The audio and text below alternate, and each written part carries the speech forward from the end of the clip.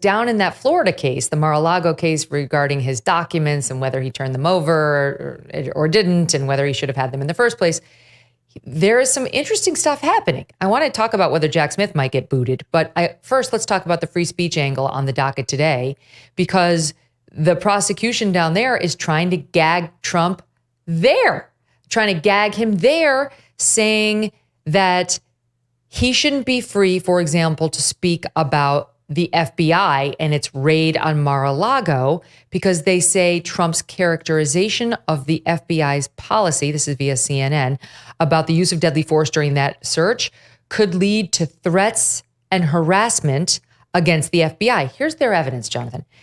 On Friday, the feds made a filing that said a supporter of Trump called an FBI agent and said if Trump wins re-election, agents are going to be thrown in jail. If he doesn't win, agents are going to be hunted down, slaughtered in their own homes. We're going to slaughter your whole effing family. Okay, a very clear threat.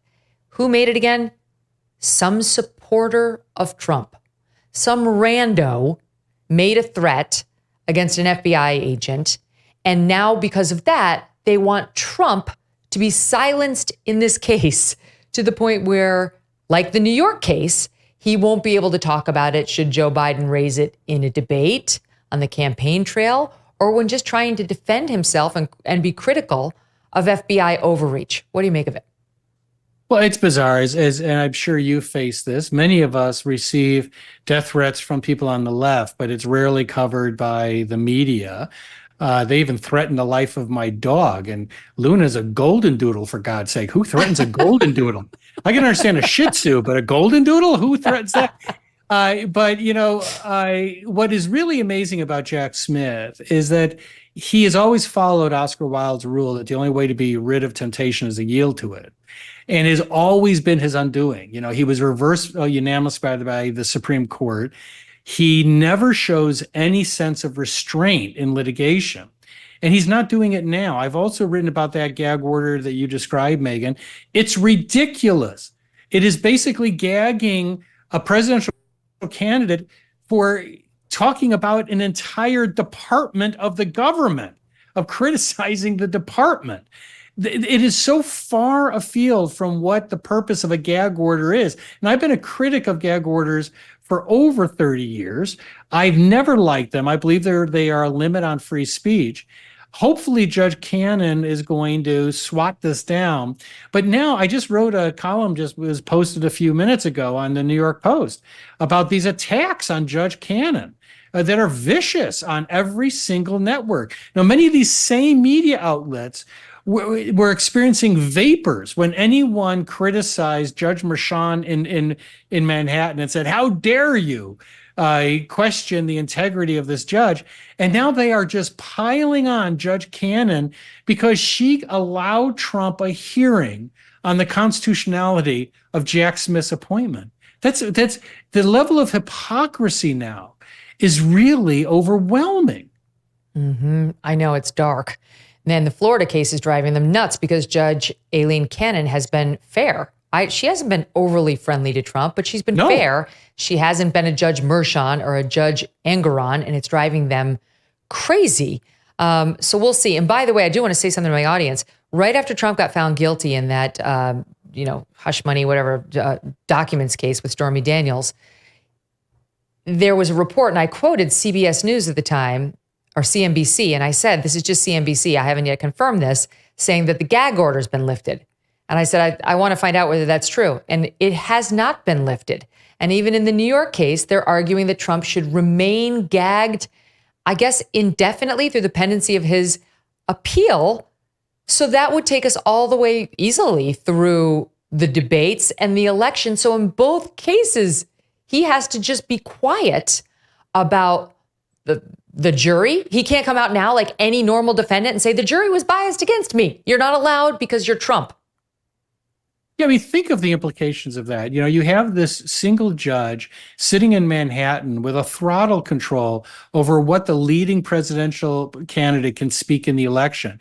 And he's keeping a gag order after the verdict is in, the jury is out, and we're just awaiting sentencing. So there is no justification for the gag order.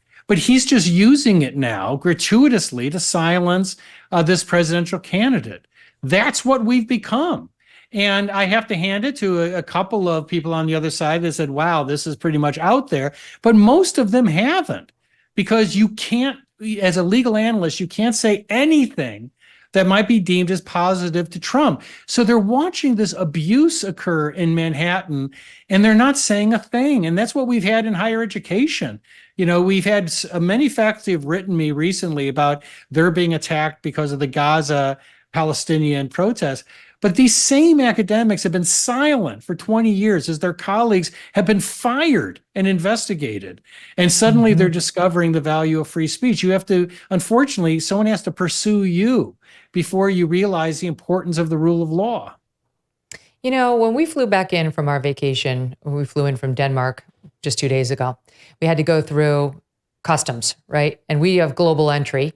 So you go with global entry where you just look at the camera and it sees your face, and then your face comes up in front of the guard, and the guard tells you can go in or you can't. And all four of my family members, my 3 kids and my husband, their faces came right up. Mine, when it took the photo, it said, "See agent." I'm like, oh, great. So I get in the long line to go see the agent. I see the agent. My family's through. And I say, it said to see agent. And he goes, "Get in the line." I'm like, I was just in the line. He's like, "Get in the line." Okay, I go back to the line. I get back up. I'm like, "It said see agent." He goes, "You need another picture." I'm like, okay, all right. Could have told me. Okay, fine. So I go, I get another picture. I go back up. This time I do cut the line because now I've been up there twice. And he's like, "You have to wait. Wait until what? I don't know. Just wait." Okay, so I have to wait in the side. I'm getting frustrated. My family's waiting there. Okay. Finally, he's like, "It's not in here. It's not." I'm like, what should I do? You tell me what to do, sir. He gets very angry, starts yelling at this other woman. "Follow the path." The woman doesn't even speak English. She's like, "What path? What path?" Anywho, the bottom line, and the reason I'm telling you this story is what I was dealing with there is a man who was drunk on his own limited power. He was given a little bit of it by the TSA or whomever empowered him to be a customs agent at JFK. And he needed it. His little ego needed it. And he needed to put this other woman in her place for stepping out of line. And I guess me, because he couldn't find my face on the screen, which my son later did over his shoulder saying, "She's right there." And then he had to let me through. And that's what's happening with Judge Merchan. The fact that he would try to extend the gag order past the verdict to when the jury is back home. We don't even know the jury's identity. The papers haven't been reporting it. They haven't been giving interviews. So even now, Trump can't come out and be like, at this debate, "It was a bunch of partisan Democrats from a place that went 87% for you, Joe Biden. That's why they did what they did." He could get in trouble on appeal. Democrats salivating every day on MS and CNN about how if Trump doesn't want jail time, he better feel really sorry about those gag order violations that he did. He needs to not do it. He needs to feel sad about it. He needs to be apologetic for saying anything about the jury and its partisan. I mean, that's what you have, a man drunk on his own power, Jonathan. What do you make of it? Well, I think you're right that in a sense that there's no reason for this gag order to continue. So he's doing it for some other reason. That gag order also keeps him from talking about Colangelo, who came from the Biden Justice Department to help lead this case. That's a legitimate issue to talk about. Now, I'm not saying that everything Trump has said has been established, but this is an election turning on, in part, the weaponization of the criminal system.